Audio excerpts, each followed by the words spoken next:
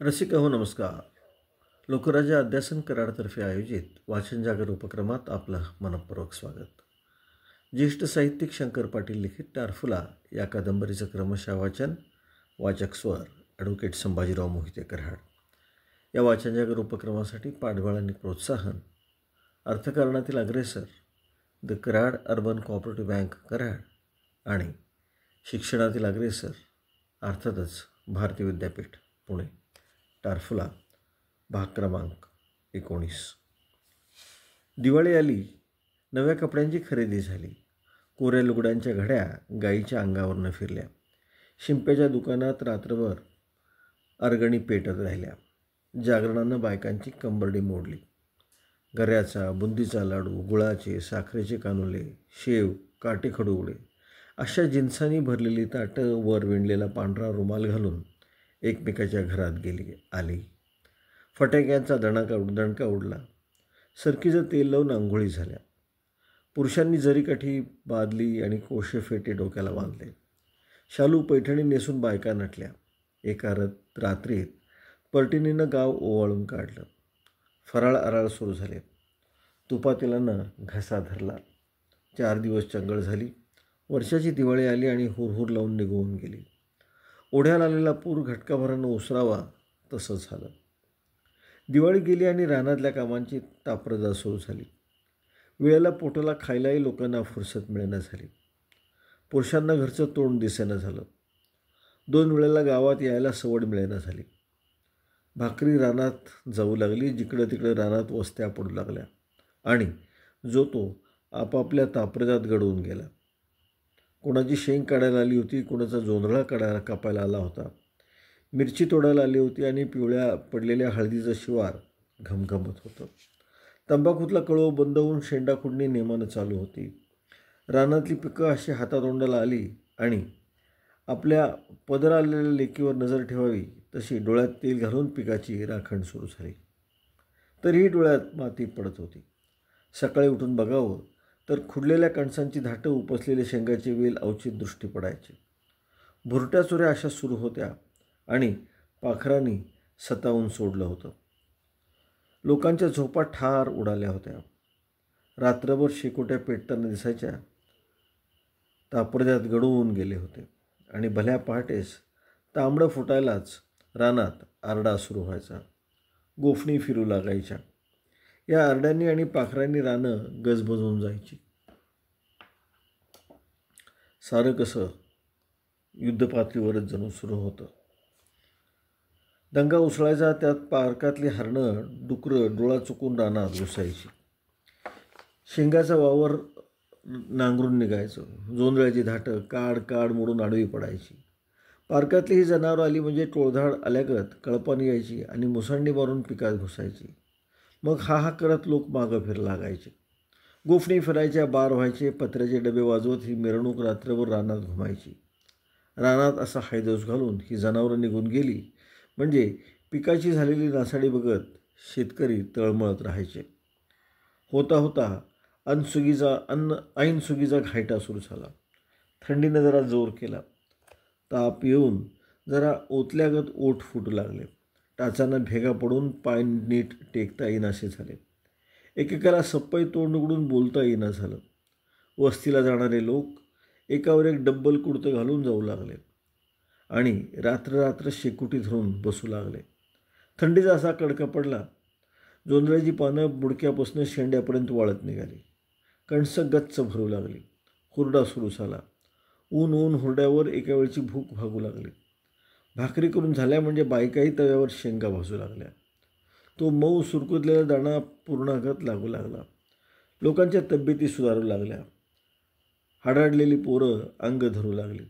जिकडं तिकडं लोक सारखे चरू लागले आणि कुरणात चरणाऱ्या खोंडागत त्यांच्या अंगावर मांस वाढू लागलं. महारापोरांच्या पोटालाही टाचकं पडेना झालं आणि एकाएकी जोंधळ्याच्या कापण्या सुरू झाल्या. शेंगांच्या वावरात कुजळी दिसू लागल्या. वर्षभर सांदी कोपऱ्याला पडलेले विळे लोहाराच्या घरी जाऊन पाणी पिऊन येऊ लागले.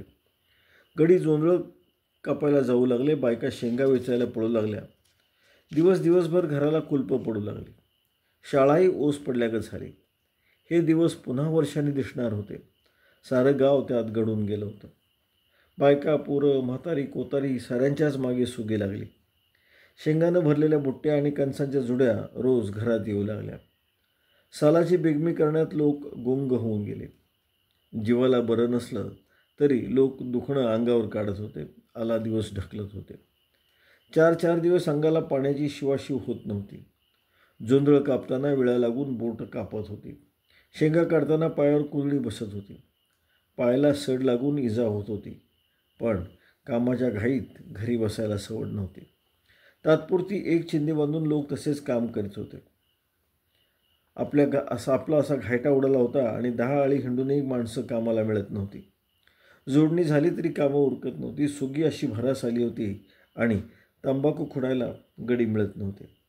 मिरच्या तोडायला बायका गावत नव्हत्या. नवी फुटं उगवून तंबाखूची झाडं वाढत होती.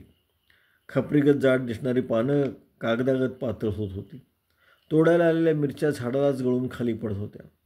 वेळच्या वेळी पाणी पाजायला फुरसत होत नव्हती आणि काळेभूर दिसणारा ऊस वाळून पिवळा पडत होता.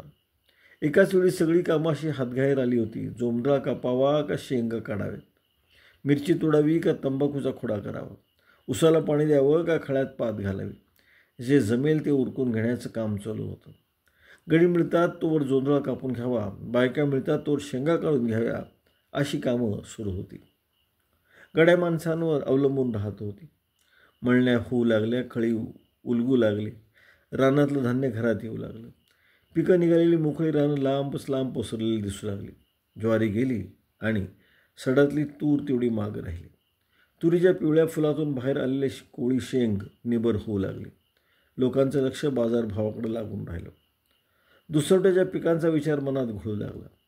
पीक निघालेल्या मोकळ्या रानात दुसरं कोणतं पीक घ्यावं या विचारात शेतकरी गर्क होऊन गेला. सणाला पोळ्या खायला खपली करावी का हरभऱ्याचा बिवड करावा, मनातल्या मनात अशी चलबिचल सुरू झाली. बापलेकात वाद होऊ लागले. कांदा लावावा का रताळी करावी, रताळी लावावी का गाजरं करावी, नक्की ठरत नव्हतं. खरीप पिकांची काढणी चालू झाली आणि रब्बीला अशी सुरुवात झाली होती. सुगी आटपत आली तरी ताप्रदा संपत नव्हती. पिकं निघून जमिनी मोकळ्या झाल्या तरी लोक रिकामे झाले नव्हते. जो तो आपल्या विचारात गर्क होता. दुसरा कशाचा विचार करायचा. उगवणारा दिवस मावळत होता आणि मावळणारा दिवस उगवत होता. इनामकीची जमीन राखणारी संधी चावडीत बसेनासे झाले. दिवसातनं एखादी फेरी मारली, आदनमधनं एखादी चक्कर टाकली की त्यांचं काम भागू लागलं. कोण विचारणारा राहिला नाही आणि चावडीत बसायचं कारण उरलं नाही. आपला जमीन आपला सांभाळत संधी रानात राहू लागले. महादा कोळी तर चावडीकडे ढुंकून बघेनासा झाला. जो तो आपल्या उद्योगाला लागला होता आणि चावडी ऊस पडल्यागत पडक्या वड्याची तिला कळा आली होती. नाही म्हणायला धोंडीबा तराळ तेवढा चावडीत बसून असायचा. तोंडाला चिलीम लावून म्हातारा एकटाच आगटीजवळ बसायचा. बसून बसून कंटाळा आला म्हणजे पाय पोटात घेऊन तिथंच दोंडून पडायचा. त्याच्या पोटाला पूर्ण होतं, वंश खुटला होता, मुलंबळं होईल ही आशाही आता नव्हती. एक टिचभर जमीन होती, ती पुतण्याच्या स्वाधीन करून तो मोकळा झाला होता. 2 वेळचा तुकडा खात तो आपल्या चावडी धरून बसून होता. संबंध हयात चावडीत घालवलेल्या या तराळाला दुसरीकडे कुठं करमतही नव्हतं. चावडीची जागा सोडवत नव्हती. कोणी येवो न येवो तो आपला चावडीत बसायचा. एकटाच तिची राखण करीत राहायचा. कोणी आलं तर 4 शब्द बोलायचा, नाहीतर आपल्याच विचारात पडून राहायचा. कोणी आलं सारखं, नाही आलं सारखं, याला या नाही, आला राहावा. अशा या म्हाताऱ्याला एकूण 2 नाद होते. एक चिलमीचा आणि दुसरा उन्हाळा. हिवाळा असो उन्हाळा असो, धोंडीबा सदा ऊन खात पडलेला असायचा. बसून बसून कंटाळाला म्हणजे आडवा व्हायचा. पाय पोटात घ्यायचे आणि गप्प दुमडून पडायचं. सकाळची कोवळं ऊन परतून दुपार झाली, ऊन तापू लागलं तरी म्हातारा उन्हाला पाठ करून गप्प पडलेला असायचा. चपाचपा ऊन बडवू लागलं, विस्तू पडू लागला तरी त्याला कधी सावलीची गरज भासायची नाही. दुपार होईल तशी सावली जवळ येऊ लागली म्हणजे पुन्हा उन्हात जाऊन पडायचा. ऊन लागेल तशी त्याला तंद्रे लागायची. डोळे मिटून मग तासनतास आपल्या धुंदीत राहायचं. ऊन असलं की मजा. मग कोणासंग बोलायला नको, चालायला नको, कुठं जायला नको, यायला नको. आपण भलं आणि आपलं भलं तंद्री लावून झकास पडून राहायचं. असा धोंडीपत्राला डोळे झाकून गप्प आगटीजवळ पडला होता. उन्हाच्या गुंगीत होता आणि विचार मनात येत होते, या गावाचं होणार तरी कसं? ज्या गावाला धनी नाही ते कसलं गाव? जर एखादा दांडगेश्वर आला आणि चावडीचं पाकाडं उपसू लागला तर त्याला अडवायचं कोणी? रात्री इरेचं कोणी आलं, घुसलं आणि असलेले 2 तक्के घेऊन पळालं तर करायचं काय? मालक नाही, या गावची विचारपूस कोण करणार? त्या भाबड्या तराळाला असं कोडं पडलं आणि पाय पोटाशी घेऊन दुमून पडलेला म्हातारा उठून बसलं. चिलमीची छापी गुंडाळत तो विचार करू लागला, ह्या गावचं आता व्हायचं कसं? एकाएकी पाटील कसा मरून गेला आणि आबांचा खून कसा झाला? कोण वाली कसा राहिला नाही? कोणी विचारपूस तर कशी केली नाही? जिथल्या तिथं पाक सारं जिरवून गेलं. जिकडं तिकडं सारं गपगार झालं. त्यानं छापी गुंडाळली आणि हात लांब करून आगपेटीतली विस्तू घेतला. एवढ्यात 2 पोरं पळत आली आणि चावडीसमोर येऊन उभी राहिली. मान काढून टुकटुकू आत बघू लागली. तोंडाची चिलीम बाजूला करून धोंडीबानं विचारलं, काय रे बाळानो, का आलायसा? थोरा डांगाचं एक पोरगं आतल्या घड्याळाकडे बघत म्हणालं, किती वाजलं बघाय आलोय. कोणी मास्तरनी धाडलं? होय. किती वाजलं बघाय आलोय. मग किती वाजलं र? नीट पारखून बघत पोरानं सांगितलं, घड्याळ मागं आहे जणू. मागं आहे? नाहीतर काय. कधी न हसणारा तराळ गचकदीत हसला आणि घड्याळाकडे हात करून म्हणाला, लेकानो नीट बघा तरी. नीटच बघितलं. होय की. असं म्हणून ती दोन्ही पोरं हसली आणि घड्याळाच्या न हलणाऱ्या त्या लंबकाकडं टक लावून बघत राहिले. तसा धोंडीबा म्हणाला, जावा, शाळा सुटायची वेळ झाली म्हणून सांगा जावा.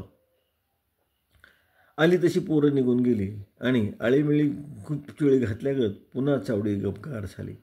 तोंडाला चिलीम लावून तराळ तसाच बसून राहिला. तराळात असा बसला होता आणि काठी टेकत येतळा महार जवळ आला. कोपऱ्यात काठी टेकून तिथंच खाली बसला. त्याच्या पाठोपाठ दत्तू नाईकी आला आणि पायऱ्या चढून वर गेला. भुईला एक कांबळं पसरून धोंडीबाला म्हणाला, काय गा, कोण आलतं काय? काय कोण नाही बा. थोड्या वेळानं हरिबाचा दवे आला. वर जाऊन गप्प कांबळ्यावर बसला. चावडी भरल्यागत दिसू लागली. आपापल्या उद्योगात रमलेले संधी आज कसे कोळा होऊ लागले ते काही कोडं तराळाला उलगडेनासं झालं आणि डाव्या हाताच्या तळव्यावर चिलमीचं तोंड आपटत त्यानं विचारलं, काय गा, आज कोणी नदेस उगविला? जो तो आपल्याच विचारात होता. त्याच्या बोलण्याकडं कोणी ध्यान दिलं नाही. चिलीम भुईला निजून तराळानं आपल्या दोन्ही गुडघ्यांना हाताची मिठी घातली आणि पाय आतराळी धरून तो आपल्या अंगाला झोले देत गप्प बसून राहिला. मध्येच थांबून तो म्हणाला, होय नाईक, आज अशी सारी पटापटा कशाला आलाय सगळा? का कोण येणार आहे? होय, कोण येतंय? असं म्हणून नायकाने आपल्या पाठ खांबाला टेकवली आणि बसल्या जागी डोळे गप्प झाकून तो बोलला, काय जरा गावात भूमका उठल्या म्हणून ह्यासनी बोलून म्हटलं, बाबांनो चला जाऊ, आपण तरी आपलं चावडीत जाऊन बसूया. हाताची मिठी सोडून तराळ थोडा वेळ बघत राहिला. एक सोडून 10 वेळा विचार त्याच्या मनात आले आणि रांगत गेल्यागत पायरी जवळ जाऊन तो हळूच आवाजात म्हणाला, काय घा, काय भूमका? काय तर काय लोक बोलतात घा.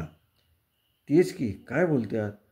थोडा वेळ थांबून नाईक म्हणाला, काय असं ऐकाय मिळते काय? आज गावात जरा दंगा उसळणार आहे म्हणा. आज गावात दंगा उसळणार आहे म्हणा. मित्रहो, एका मोठ्या वळणावर आपली कथा येऊन थांबते. आपणही आज विश्राम घेतो आहे. नमस्कार. जय भारत.